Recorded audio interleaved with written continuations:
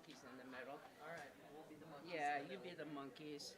And we've got, yeah, I'm a natural We'll born all monkey. stand here like this, kind of like Lutheran And ministers. Jason and I always used to laugh about it. Mandy, yeah, just come in a little I bit. grew up Lutheran Missouri Synod, so. So, looking like a Men good always group. stood like this, and it was always kind of like, Dang it, protecting purple. the jewels, I mean, it just always seems Purple. strange to me. All But then right, three of us so would we are live. Hello, everybody out there in YouTube world. So it's good to be together as we do the business of our church. So welcome to the 2022 Winter Congregational Meeting. I'm Judy Hart, the current president of the Board of Trustees, and I'm honored to serve with Vice President Kim Zeman and 7 other dedicated church member trustees. Past President Lori Stratman's not able to be with us today. Our treasurers and program council leaders. Where's Karen? We have to. Karen is in the room, and our minister Oscar Sinclair. And these are the people who were able to be with us this morning, and they're all here in the front of the room. Well, everyone else who has served as a treasurer, served on the Board of Trustees, and all those who have or are currently serving on the program council, please stand up. And if you could just stay standing for a little while, yeah, we'll hold off on that big round of applause. To continue this liberal faith congregation here in Lincoln, Nebraska, we need everybody in this room and watching the meeting on YouTube to consider the opportunity of leadership in our church. We all benefit from the diversity of experiences that each of us has to offer. And if you're interested in serving as a leader in this church, but you're concerned about the time commitment, or you feel that you don't know enough, would you please talk to any of these folks who are standing and ask them what it meant or means to serve and lead in this community, in this faith community? Just look around and see how many people it takes to keep this congregation flourishing. Everyone is needed to keep our village thriving. So thank you to everybody who has served, and now let's give everybody a round of applause. So thank you, and you can all be seated now. So that's amazing, isn't it? I mean, it wasn't just 1 or 2 people that stood up. It was more than half of the room, which just thrills me. So we're going to center ourselves and bring our focus to the work at hand with the opening words offered by our own Reverend Oscar Sinclair after he just sat down. So you okay with that, Oscar? Either one of these. And Kim's going to light the chalice during these opening words. And so we'll see if it works. It does.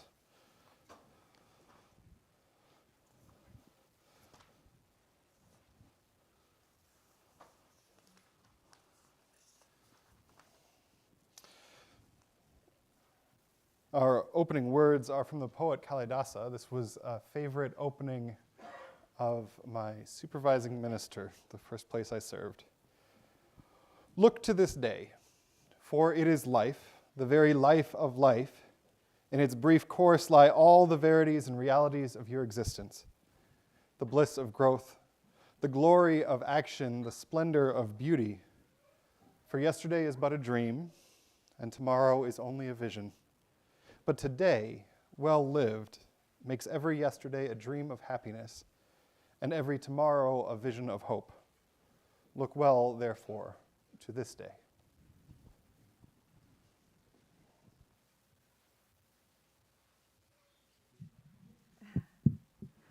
All right, can you hear me with my mask on? Thank you. I've had a bad cold and I don't want to share germs on the microphone with people who will be using it after me. I'm Kim Zeman, Vice President of the Board of Trustees. The business that we're conducting today is in service to our mission. We are a people of open minds, loving hearts, and helping hands who show up. We are here today with the vision of being a loving community, uniting reason with spiritual exploration to transform ourselves in the world. Our covenant, as a welcoming congregation, is to inspire a sense of awe, joy, and reverence in people of all ages. We celebrate through words, music, and the arts. We actively model an inclusive, diverse, and sustainable community. We each contribute to the work of the church. We provide a safe and nurturing haven for free thought. We treat each other with loving kindness. We cultivate growth and celebrate the changes growth brings. Let's begin with singing together. Choir director Julie Anderson will lead us.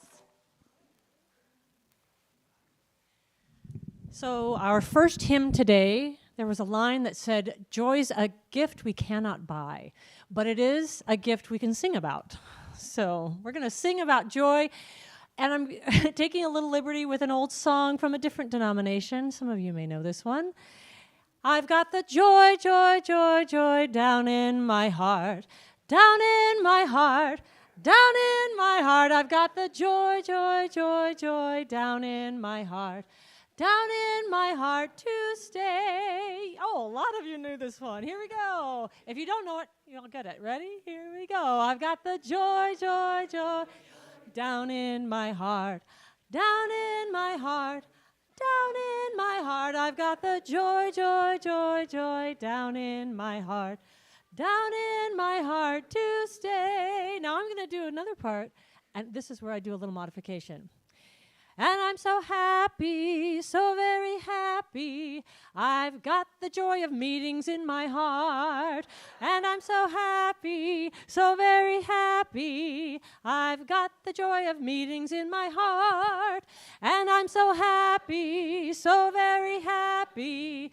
I've got the joy of meetings in my heart.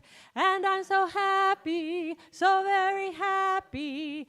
I've got the joy of meetings in my heart. Stand if you're able. I've got the joy, joy, joy, joy down in my heart. Down in my heart. Down in my heart. I've got the joy, joy, joy, joy down in my heart. Down in my heart to stay. And I'm so happy, so very happy. I've got the joy of meetings in my heart. And I'm so happy, so very happy. I've got the joy of meetings in my heart. Good for you. Thanks, Julie.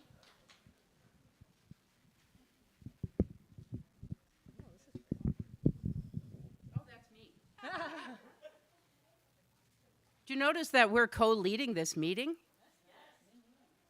Might be a thing. Just putting it out there.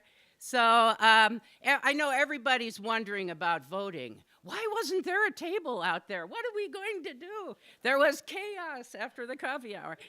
Not so much, anyway. But Allison Starr, she's going to come up and share with you the information about the voting procedure for this meeting, and then she's going to invite the next person up.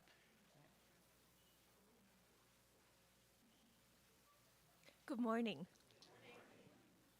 All right. So, what are we voting on?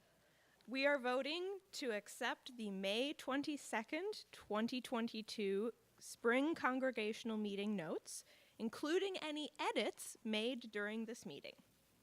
We are also voting on the 2023 balanced budget presented by our treasurers, as well as the 2 nominees brought forth by the nominations committee. Everybody good? Okay. How will voting work this year? Voting will be done by virtual ballot this year through a Google form emailed to all members and linked on the governance page of the website. Do you want me to read the URL out? It'll be posted in the chat for people. Okay. The virtual ballot will go live on Sunday, December 11th at 11:30. It's live. It's live. It's there. Oh, good. Okay. And it will be live for 48 hours. If you are unable to vote virtually, you may request a paper copy of the ballot from the church office. In order to be counted, your virtual or paper ballot must be received by the church office by Tuesday, December 13th at 11:30 a.m. All right. So, Are there any questions? Maybe. yes, questions? Oh, there you go. Wonderful. Okay. So, just a reminder, please vote. We do need a quorum, and the quorum will be counted by the number of votes received. Our bylaws state that 20% of the members shall constitute a quorum for congregational meetings. 20% of our 285 members means a quorum of 57 people. Everybody on board? Any questions? No? Okay, thank you. Meg.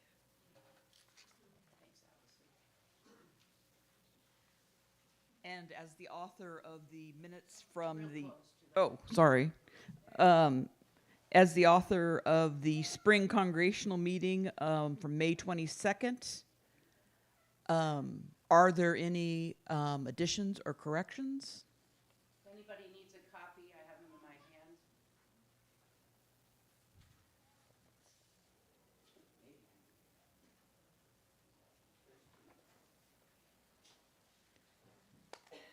Okay. So I guess that's all I have to say. Well, just, why don't you just wait for a second? Okay. Have you all had a chance to look at those meeting notes? If you wanted to? Okay, then, I think they are accepted as, Do we vote on them, don't we, or do not? they vote on the. Okay. Thank you. Thank you, Allison and Meg. Now, Mary Kay Stillwell will tell us about the nominations committee and the candidates who will be voting on. Thank you.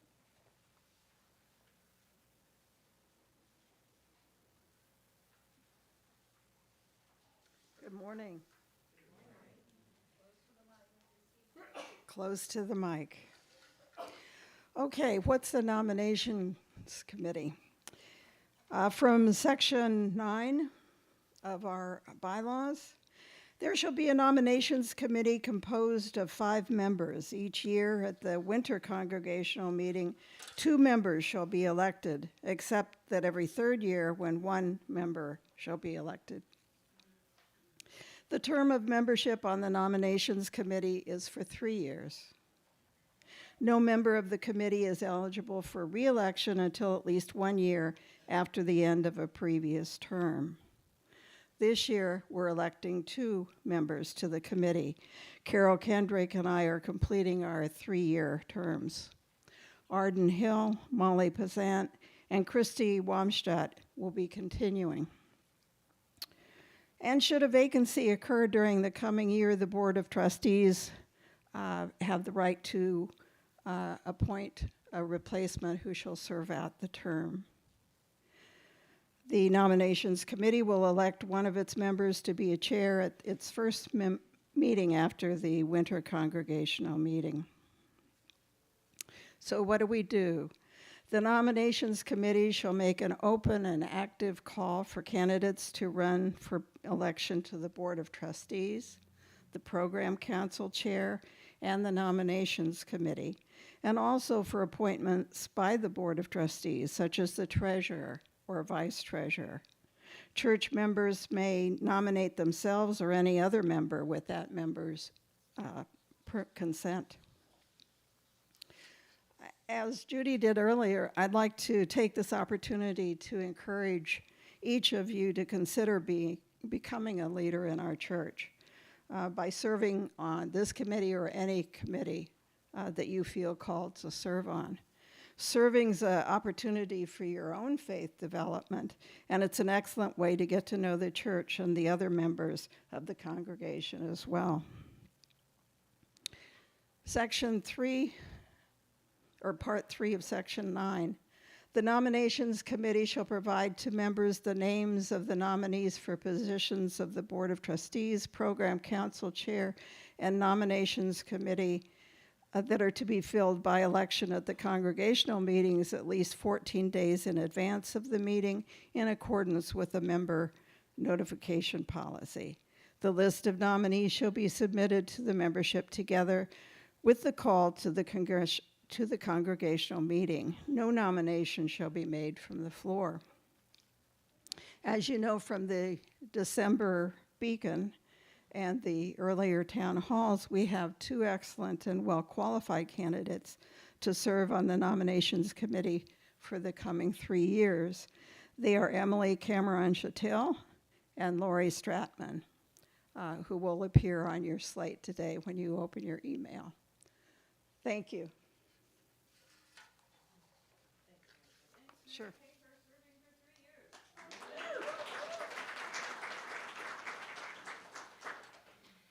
Thanks, Mary Kay.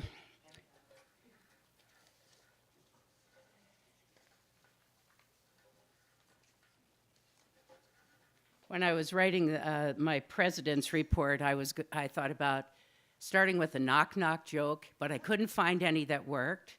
Then I thought maybe I could sing a song from Hamilton, and I thought, well, maybe that won't work. So I just started making a list. So I'm firmly tethered to my script here. So I'll give you a chance to ask questions at the end. I also was going to throw my list down so you would see 500 pages, but it's really only 3. So this is the president's report. My report is a report about actions, and people take actions, and there just isn't enough time to thank and honor every person who has participated in the life of this church since our spring congregational meeting. But please know that everything you are doing, everything you're going to hear in this report took Unitarians to accomplish it. And that's where I thought there was a joke, but couldn't get there. So, in June, we began our tenure by meeting in person. And this was monumental because the board meetings had been meeting on Zoom for the last 2.5 years. So we had 8 board members when we started. Melody Vaccaro was nominated and approved to complete Tanya High's term. We re-engaged a personnel committee. We set the dates for the town halls, the congregational meetings, the board retreats for the whole church year. We refreshed a 3-year cycle of evaluation of congregational leadership, starting with the program council in 2022. The board will be evaluated in 2023, and the minister in 2024. Karen Hafer jumped in, and you can read the results of the program council evaluations. They were in the September Beacon. We learned more about DART, the Lincoln and Lancaster County Interfaith Justice Network, and how we'd participate as a church. In July, the Summer Indigenous Programming invited the congregation into a deeper understanding of the people who lived in and around this place we now call Lincoln. We welcomed our new trustee, Melody Vaccaro, to the board and asked the leadership team the question, what is something that you learned about yourself during the pandemic? We were all humbled by the shared experience as we continued to be through the work of Reverend Sinclair that he's been doing with similar questions on his Doctorate of Ministry degree. In July, we researched the value of applying for our own nonprofit designation letter, also known as 501c3 by the IRS. We appointed a vice treasurer, Jason Slaughter, and set up a task force to review our safety policy. Our bylaws are meant to be reviewed every 5 years. What was it for the UUA bylaws? 15 years. So we're ahead of the game, right? We review our bylaws every 5 years. And the last review was in 2018. So we've set up a task force to review the bylaws. We talked about the challenges of bringing our staff salaries up to the midpoint as suggested by the UUA, and we began budget and pledge campaign conversations and received the LUFS committee updated resolution and plan of operation. We'll hear from the LUF committee after this. It did feel a little bit to me like we were being shot out of a cannon toward the future. This was an unfamiliar feeling because and different from how our board business had been done over the last COVID years, which we're spent in keeping everyone safe, connected, and informed. But we were all of a sudden thinking about the future. Miracle.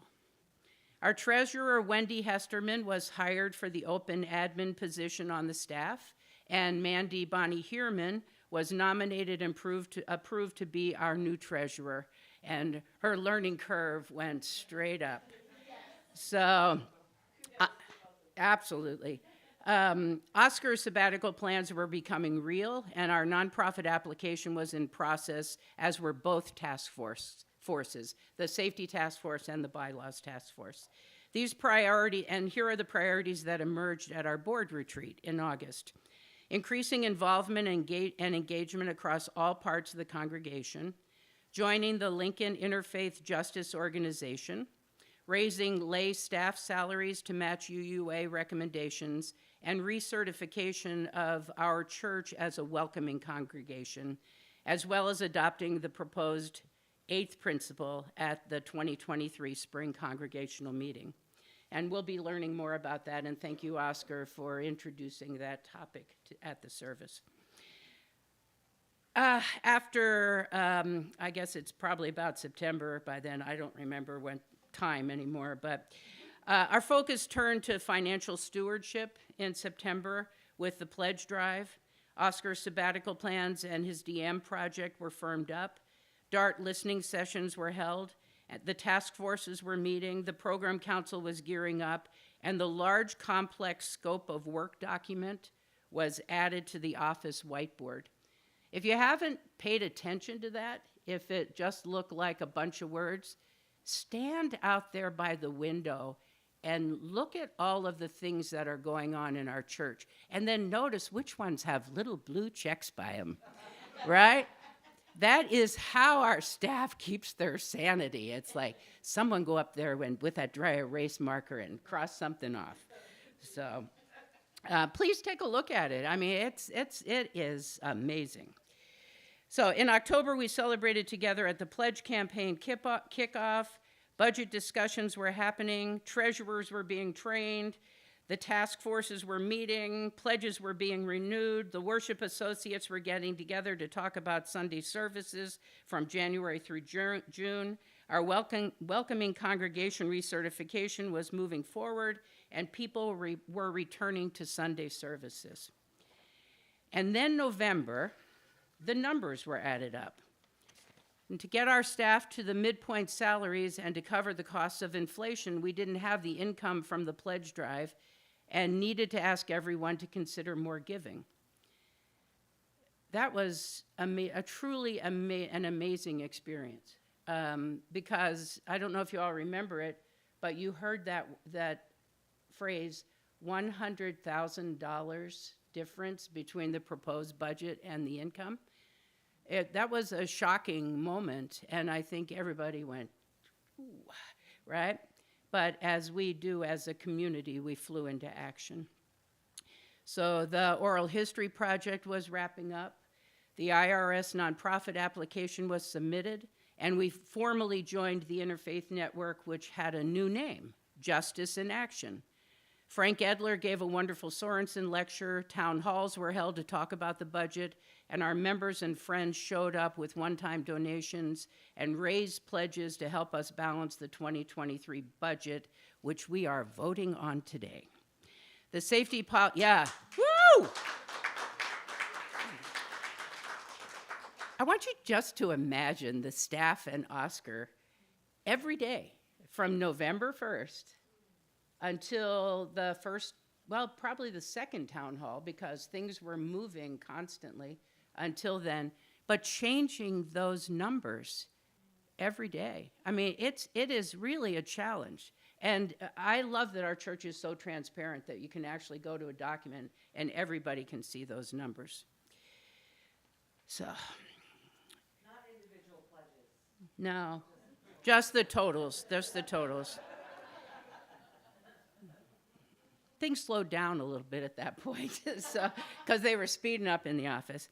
Anyway, in his December, I'm coming to the end of this. So in his December Beacon article, Oscar he wrote about moving from surviving to thriving, and who are we called to be now? He challenges us to consider who are we called to be in this time of uncertainty. The board has agreed to meet twice a month from January to June to consider that question. We're learning how to navigate uncertainty as a part of our new norm. So will you all please reach out to me or other board members to chat, discuss, and brainstorm and consider joining us at board meetings so we can talk about how 2023 will be a little bit easier on that budget conversation. There's all kinds of creative ways that we can come up with if we all chat together. So we'll have two board meetings from January to May. One will be a business meeting, one will be a brainstorming meeting. The brainstorming meeting is not going to be opened to the public. It's going to be by invitation. So if you want to come and sit in and share some ideas, that would be the safe place to come and do it. It'll be a small group. It won't be it won't be on YouTube. We won't be recording those. So that might help everybody. So that's it for me. Does anybody have any questions?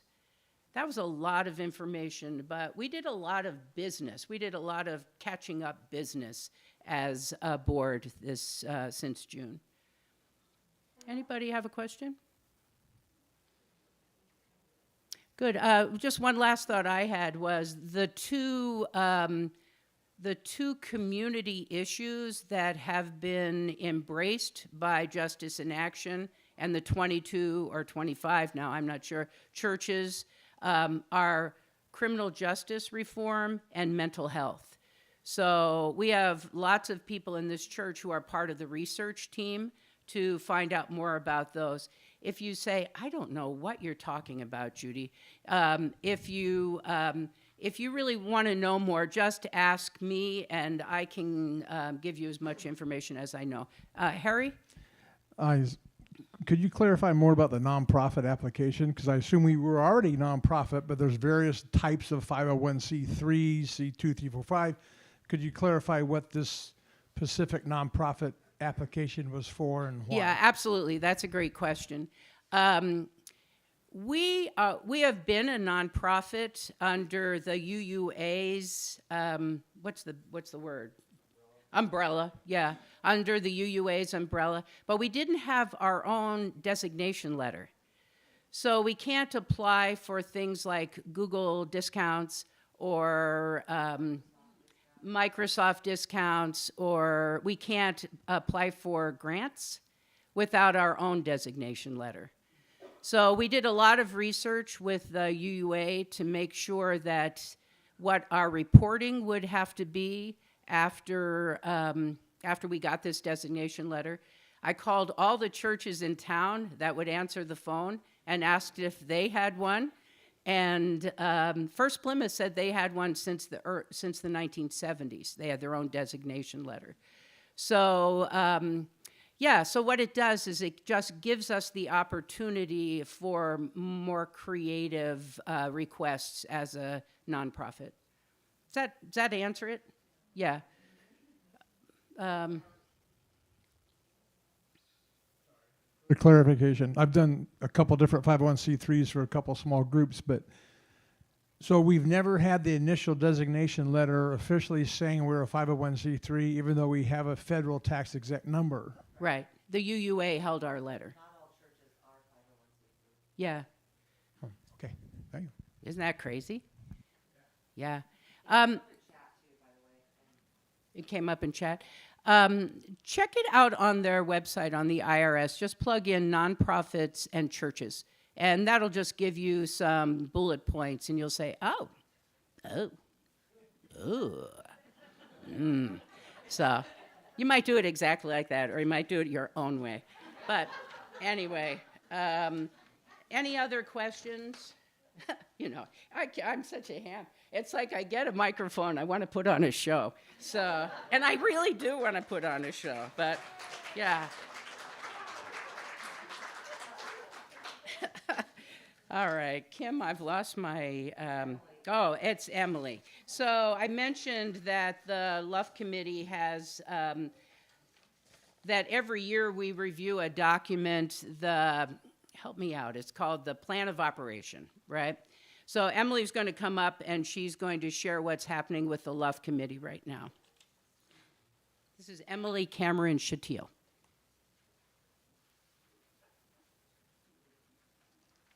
I'm honored to be on this. Oh. I'm honored to be on the Luff Committee with the Vice Chair, Trey Lusk, the Financial Secretary, Christy Wamstead, the Secretary, Gary Colvin, and members Jerry Petter, Mark Schiffler, and Elizabeth Meyer. And we'll be having 2 openings beginning June 1st, so think about if you want to join us on this committee. Basically, this year we're going to be looking at new funds and opportunities for Luff, publicizing Luff and roles and relationships, and we're going to have our own congregational meeting about these subjects in the spring. Today, we're basically talking about how our fund is doing, and we've lost $81,000. And basically, currently, our total funds are $392,432.45. The music fund has remained stable because it's in Vanguard money market. The other funds, the Dyer Fund, the Sorensen Fund, are in mutual funds, and so they've lost more. And then the Luff designated funds are in the Vanguard short-term money market and long-term mutual funds. The music funds come from the Dr. Judith Cole bequest. The Dyer Fund is a fund that is drawn on annually to pay a membership's pledge, and when that individual is deceased, the money will go to our church. The Sorensen Fund is for the purpose of the annual Sorensen Lecture Series, and the Luff designated funds are funds that we use for the continuation of Unitarian Universalism in Lincoln. We also have memorial funds, which are not shown on this document, and we have $10,870.79 in those funds. And since June 1st, we funded the time capsule, and we funded the tablecloth cabinet.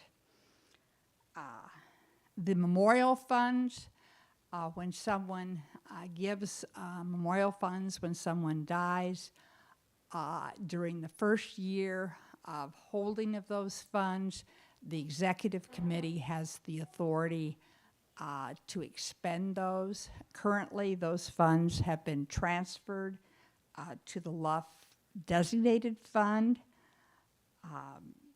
That's basically what we have, and we'll look forward in the spring to conversing with you more about Luff and its potential and new funds and opportunities. Does anybody have any comments? Yes?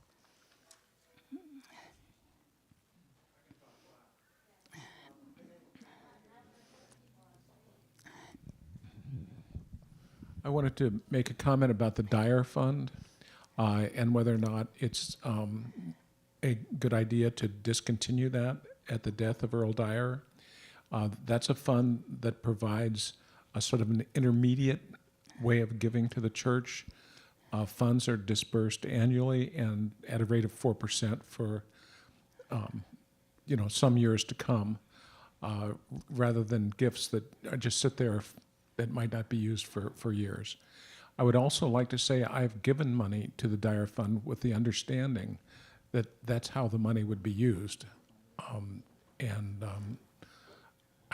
think it deserves continuation and more support. Well, it will be going into the Luff Designated Fund, which is for long-term for the church. But we can mention that at our meeting, and we'll look into that. Anything else? Thank you.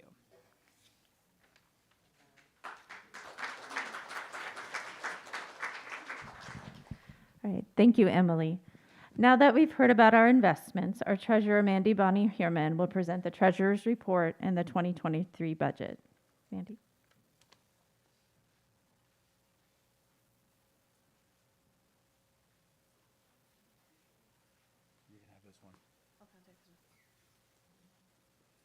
Hi, we're the treasurer team. Nice to see y'all. So I'm Jason, this is Mandy, and quick couple things here. We have a little bit of amendments to the budget. We've had some new pledges come in since our last town hall meeting. So we may, with those new pledges, we talked about taking some money out of the reserves. We probably will revise that once we get all the numbers in on that. So just a little bit of new information. Yeah, more pledges, less out of reserves. So that's a good thing. So thank you so much for people that are still revising the pledges or adding pledges. We appreciate that so much. Another thing on the line item in the budget that you may see is currently the expenses for the fundraising. And that is currently at $600. We're going to look at doubling that to $1,200. There's been a request to do that. And so you'll see that change in the budget as well, in the final budgeting. But that's the revisions that we have that since the last town hall meeting. We want to make sure you guys have that information. And I'm going to hand it over to my friend Mandy. Okay. So yeah. Here we go. Okay. So I think hopefully everyone has had a chance to review the budget. We've had it at the last couple of town hall meetings. I think we even still have copies up here if anybody still wants a gander.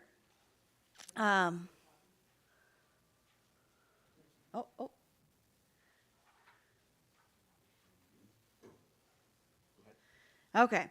So as we've talked about at the town hall meetings, when we're talking about the budget, with that little $600 increase, that would make presenting a balanced budget total of $506,600. So just a little bit.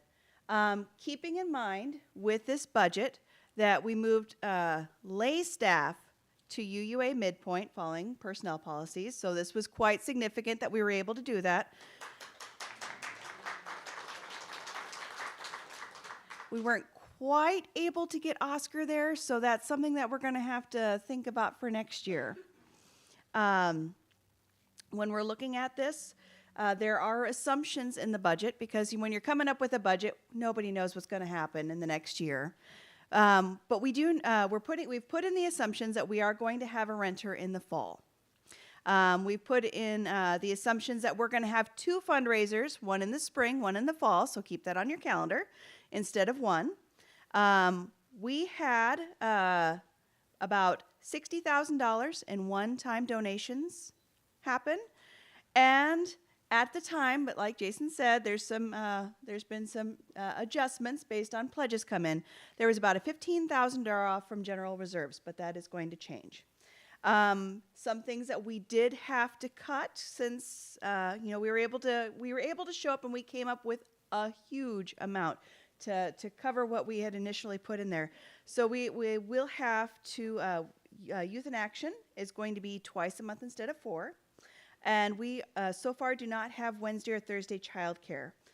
This also takes into consideration there are some different speaker costs because of sabbatical, but that is incorporated in there as well. Does anybody have any questions for me before they do their voting online? Oh, we got one right over here.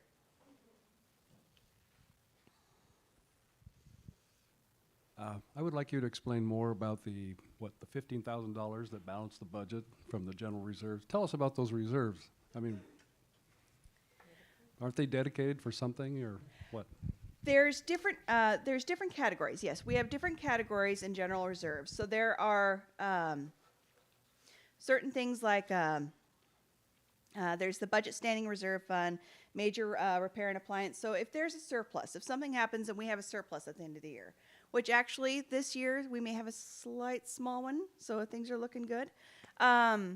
So when that happens, that gets divided up into different categories. We have certain categories where we have to have 25% of what we have in reserves goes to budget standing reserve. We have a certain amount set aside every year for major repair and appliance, because if something comes up that we don't expect, like the refrigerator blows up, we have to have something set aside to fix that.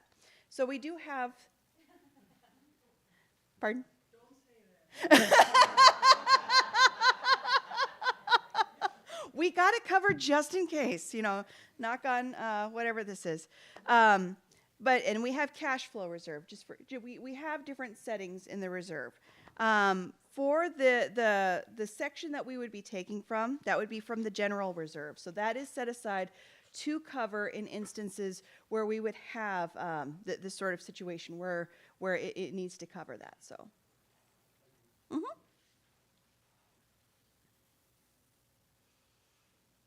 Anybody else? Okay. I'd like to give these two a hand for stepping up big time and handling the treasurer and vice president. Thank you. Thank you. Okay. Well, I think we're good to go. Thank you all. Thank you. Yes, thank you very much.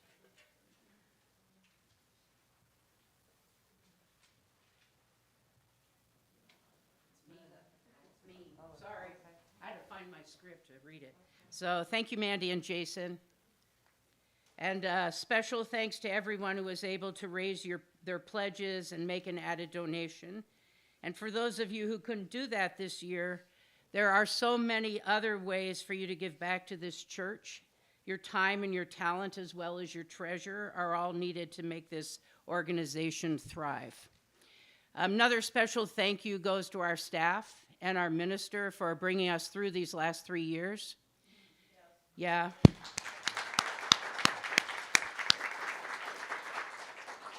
We all faced challenges, but our staff was asked to pivot into and around responsibilities that were often outside of their job descriptions. So thank you, Chelsea, Jean, Bob, Julie, Wendy, Liz, and Oscar for keeping us afloat. So, yeah.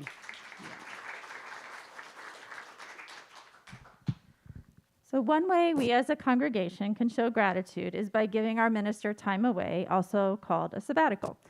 Oscar, Alicia, and Stacy will be spending the next 5 months in England, and this will be a joyful time for our congregation to reflect and grow as a church community and to figure out who we want to be going into the future.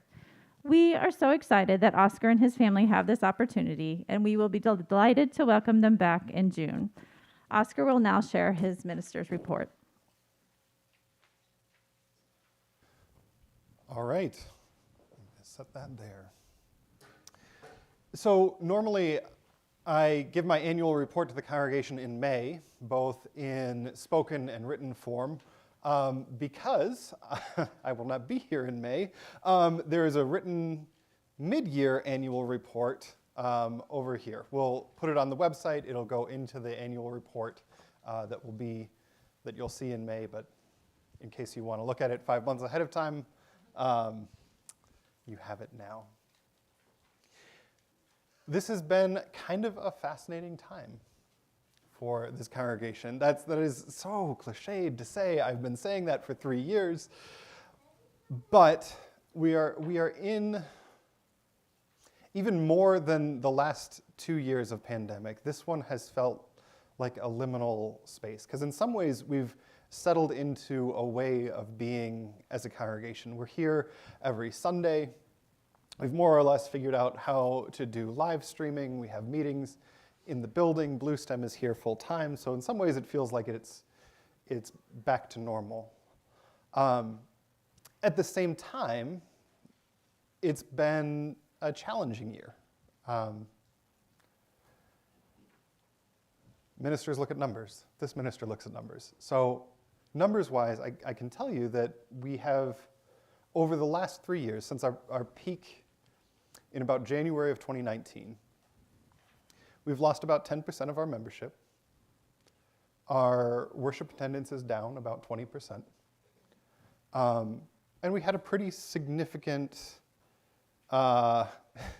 budget shortfall conversation that other folks have already talked about today in the pledge campaign this fall. So the good news is that we are not alone in this. Back in September, I went to a conference in Kansas City with about 4,000 other clergy, and one of the things that they did was they polled all of us on those three numbers, on budget, attendance, and membership, and said, how are your churches doing? And I can tell you that we are exactly at the median point. A little bit above financially, actually, but at the median for membership and attendance. So every church, at least every progressive church in the Midwest, is dealing with a similar set of challenges. But it's also the case that you can tell a story of all of those things of excitement and innovation, right? Sorry, I've lost my spot here. So on membership, we had 3 new members join the congregation this morning. Right. I think they've all gone home. Otherwise, I'd be welcoming them now. But we had 3 new members join this morning. We have done some really fascinating things in worship this summer and fall. Over the summer, we had the Summer Indigenous programming, which was one of the most intensive and well put together worship series we've had here since I've been here. And the really encouraging thing for me is that I didn't actually do any of it. We had a group of lay leaders that stepped up and said, we want to organize this thing. We want to figure out how we take our values and our commitments in the world and bring them into worship and into educational opportunities. That's extraordinary. That's the thing that churches should be. And it's so hard to get there sometimes. We've had, we figured out live streaming. We did a blessing of the animals this fall, where we had cats and dogs in this room. My dog was here having an absolute fit. And a joint music service with our sibling congregation at Second Omaha on October 16th. So for all that the numbers probably keep me and the leadership team that's been up here speaking, for as much as we've stayed awake at night wondering about those numbers, there's also a really encouraging story to tell about this congregation. And that's really important to keep telling each other right now. There's a couple more practical updates since the last congregational meeting.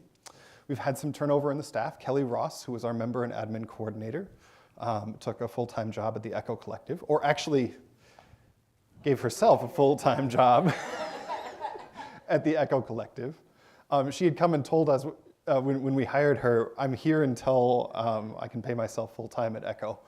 And we were lucky enough to have her for 3 years. So she's now over there, and in her place, we've actually split that position. So Wendy Hesterman is here doing the administrative component, and Liz Bonnie Heerman, who is there, is doing the membership component. We also joined Justice in Action formally, and Judy talked a little bit about this, but for my part, you've heard me talk about this usually as DART for a while now. It was a full year to get it launched here in Lincoln. But fundamentally, that community organizing model starts with the observation that change happens with organized money or organized people. Progressive causes are not so good at the organized money piece, aside from the budget. So how we affect change is going to mostly be through organized people. And this is a way to do it. You get 20 congregations in a town carefully researching a issue like mental health or like criminal justice reform. You have that issue come up with specific asks of specific people. And then in May, you know who the person is, you know who the ask is, and you have a big old public event. So let's say, hypothetically, you're doing something with criminal justice reform. You have 20 congregations. Each congregation brings their whole Sunday morning membership. So you have 1,500 people in a room. And then you have, just say as a hypothetical, Pat Condon, the county attorney. And you say, Mr. Condon, will you commit in front of these 1,500 people to making this change in your office? We would like an answer now, please, sir. And you hand him the mic. No pressure. That's the model of change that is at the core of justice in action. It's been a trip to get it organized here in Lincoln. This is in my annual report, but 5 years ago, more than 5 years ago, I moved to Lincoln in 2017, and I'd been involved with Gamaliel, which is another organization like DART elsewhere. And in 2017, we came and I tried to get it started here. It didn't work. Gamaliel was not interested in being in Nebraska. And so it's taken 6 years to get to a point where we have this network set up. We have over 20 churches. We have a name, we have issues, we have a research process, and we have a full-time organizer in Beth Graverholz. That's really, really exciting. I saw at least one person go, which is great. If you know Beth, this is really, really exciting. She was the associate minister at Christ UMC just down here for several years. So that's faith in action. The only other update is on denominational affairs. I talked quite a bit about that at the sermon.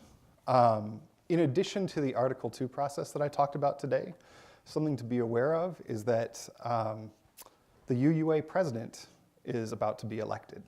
So the president of the denomination is elected every 6 years. Susan Frederick Gray is in her 6th year, so she will be finishing in June. And at the General Assembly in June, there'll be an election to elect her replacement. Right now, Sophia Betancourt has been nominated and accepted the nomination. I would be,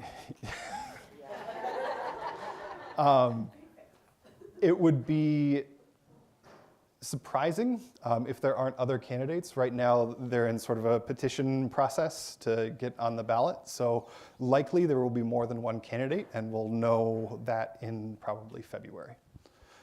So this spring, between the presidential race and the Article 2 process, there is a deeper conversation about the direction of Unitarian Universalism than we've had in a couple years. So get involved in that. And then the sabbatical. So part of the Unitarian Universalist tradition is sabbaticals. Every 4 to 7 years, ministers step away from their congregational commitments for a time of renewal and discernment. In doing so, we keep long ministries vibrant, are better able to speak to the moment rather than the moment when we were called. This is my 6th year here at the Unitarian Church of Lincoln. So from January 15th to June 15th, I will be in Bessel's Green in England, hosted by the Seven Oaks Unitarians, a congregation of 21 members. And I'll be wrapping up my doctoral thesis as well as preaching at different places around England. I'll get back on June 15th, although I will probably pack up and go directly to Pittsburgh for General Assembly, which runs from June 19th through the 26th.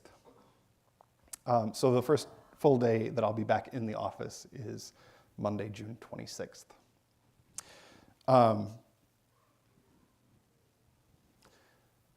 There's a different thing written over there about how to explain this, but there's this story about the band U2. U2 back in the late 80s, released an album called The Joshua Tree, which is one of the greatest albums ever written. At least, yeah. And they went on this huge tour, and they were the biggest band in the world. And then they almost broke up because they felt like they had nothing more to say in the way that they'd been saying it. And so U2, which had been this sort of big stadium rock, guitar, drums, bass, vocals, classic rock and roll setup, said, we need to go dream it all up again. And they went to Berlin, and they recorded an album called Achtung Baby, which was completely different than anything they'd ever done before. They went from guitar and drums to electronica and dance. And it reinvigorated them as a band. So the idea of sabbatical is to do that, is to go and dream it all up again. That's the idea both for the minister, but also for the congregation.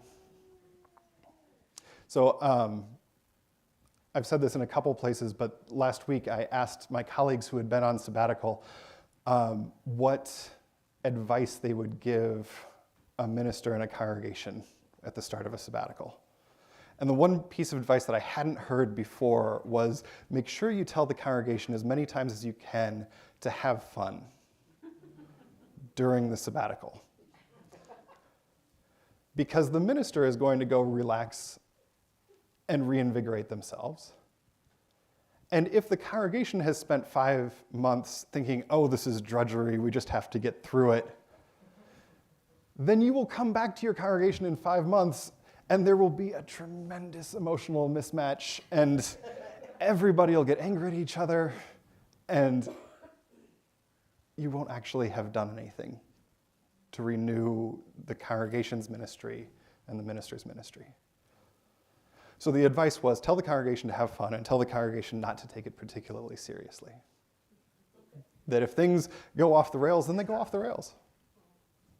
That this is an opportunity to try new things, to meet twice a month as a board and say, we're just going to throw some darts at the wall, drink a lot of coffee, and figure out what we want to do together, and have fun doing it. The only other piece of my report, and then I'm happy to answer any questions, is just to thank a couple of people. We've done this. A couple of people have done this, but I want to make sure also to thank Mandy and Jason and Judy Kelly, who were our treasurer, vice treasurer, and stewardship chair this fall. Yes.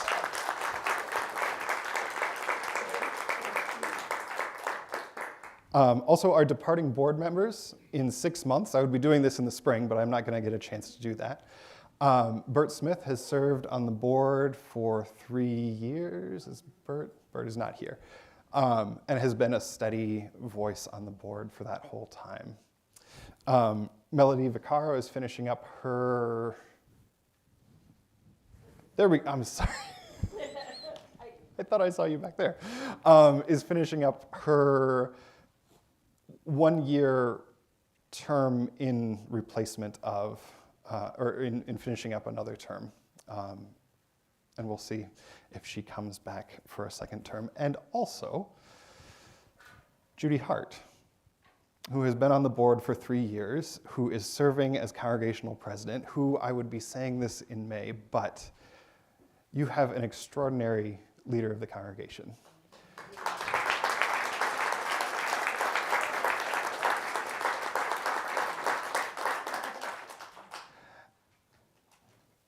This may not be apparent, but Judy has taken on a multitude of roles, including while I'm on sabbatical, she'll be supervising the staff team, leading the board meeting 2 times a month, and keeping the congregation happy and joyful. Serving on the board of Justice in Action. And serving on the board of Justice in Action, this new community organizing effort. So it's really, we are lucky to have her in this role. Oh, thank you. And Karen Hafer, who this spring will be finishing up her 3rd year as Program Council Chair. Yeah.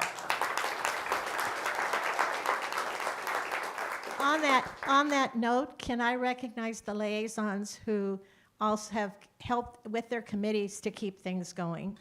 And they Yes. also did a heck of a job of working with the budget in order to help get that balanced budget. So I'm going to take it personal privilege and recognize Barbara Pearson, who's on the facilities cluster, Emily Kasiak, who's the youth programs, Patty Cuevas, outreach, Jamie Radcliffe, Sunday services, Kathy Disney, congregation, and Marcia Cedardahl, who does the adult programming. And they work hard with all you committee people that are on committees. Oh my gosh, you work diligently. So I want to thank you also.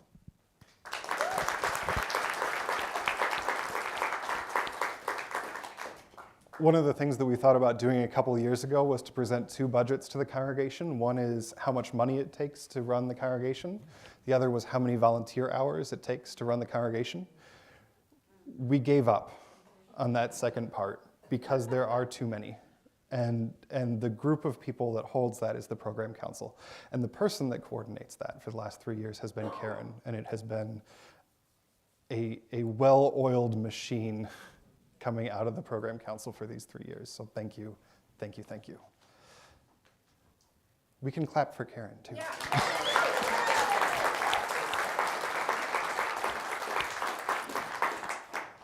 And then the last piece, it's important for ministers to be joyful as well as congregations to be joyful, and a lot of that is the 2 people over there. So Stacy and Ailish. Ailish Margaret. Thank you. Okay. Thus endeth my report. Happy to take any questions while we've got some time.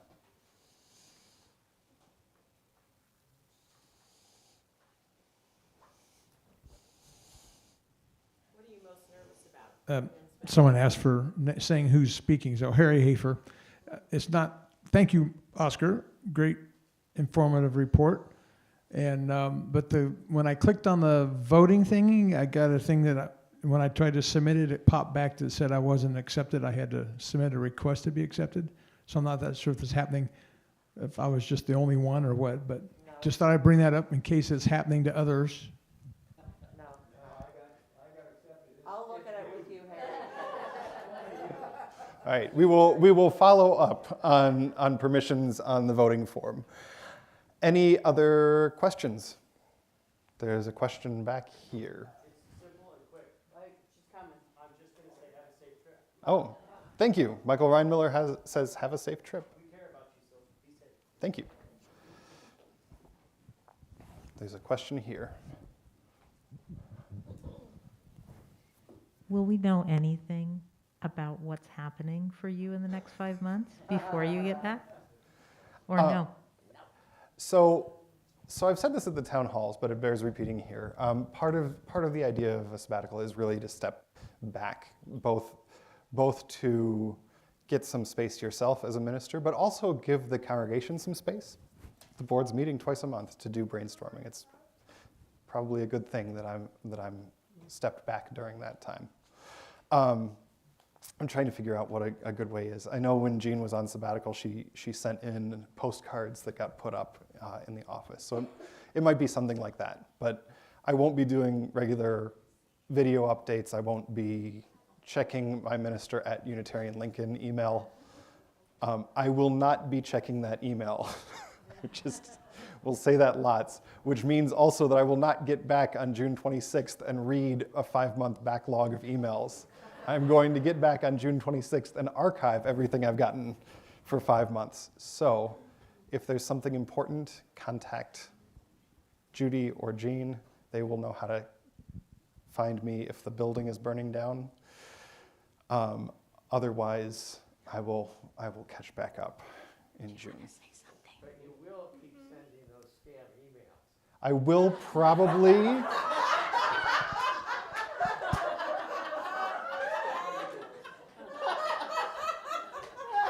Yeah.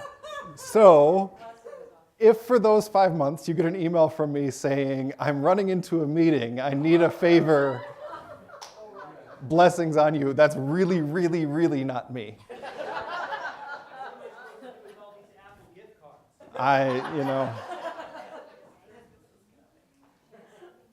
I think there's a question over here.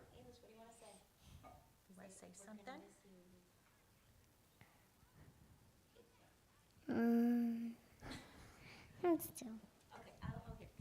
No, you're still thinking? Okay. Well, we're really excited. I think in terms of formal channels, Oscar is right, but we're on Facebook, so there will be some pictures coming through. So,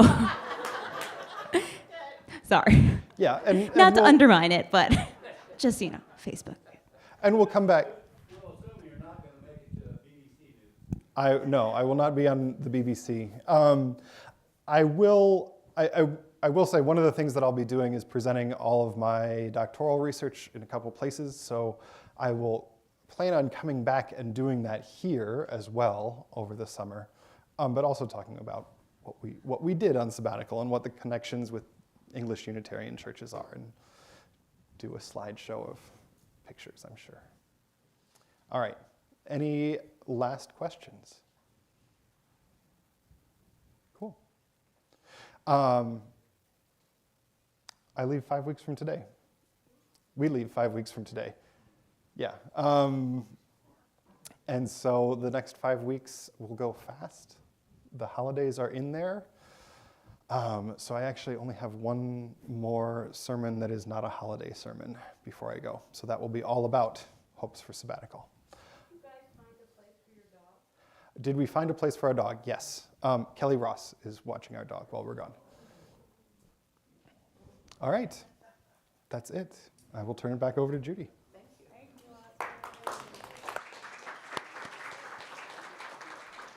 All right. Thank you, Oscar. Please remember to vote online in the next 48 hours. The link to the ballot should be in your email. If you would like a paper ballot, you may pick one up in the office. Each and every person's vote is valued in our church community.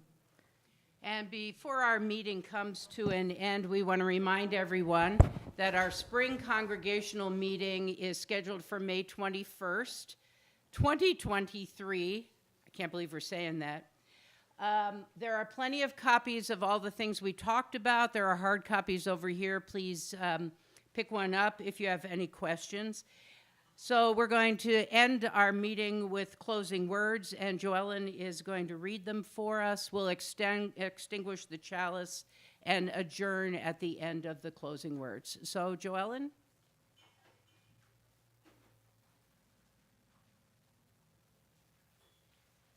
These closing words, is that on? Okay. These closing words are by the Reverend Ant, A-N-T, Howe, H-O-W-E. Our meeting draws to a close, but the love and friendship remain. The joy of having met together, the connections, and the spiritual nourishment we have all received will stay with us and will continue to bless us this day and in the days to come. Amen and blessed be.